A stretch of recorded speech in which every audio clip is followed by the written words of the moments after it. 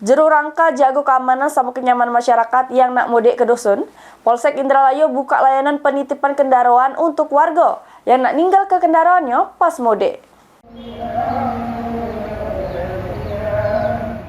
Puluhan motor yang diinjuk garis polisi serta dirantai ini bukanlah motor barang bukti, namun motor milik warga yang mudik ke kampung halaman.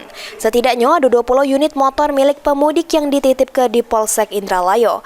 Penitipan ini dilakukan sebagai langkah preventif untuk mencegah tindak kriminal selama libur Idul Fitri 1446 Hijriah.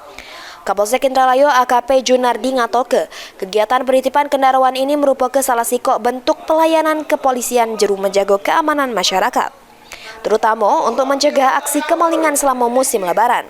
Pelayanan penitipan motor pemudik ini gratis tanpa dipungut biaya. Polisi juga menghimbau masyarakat sebelum mudik memastikan beberapa hal penting untuk menghindari potensi bahaya di rumah. Kami Polsek Indralaya menerima apabila masyarakat ingin menitipkan kendaraan dalam rangka kegiatan mereka mudik ke kampung halaman. Jadi pada tanggal 26 Maret kemarin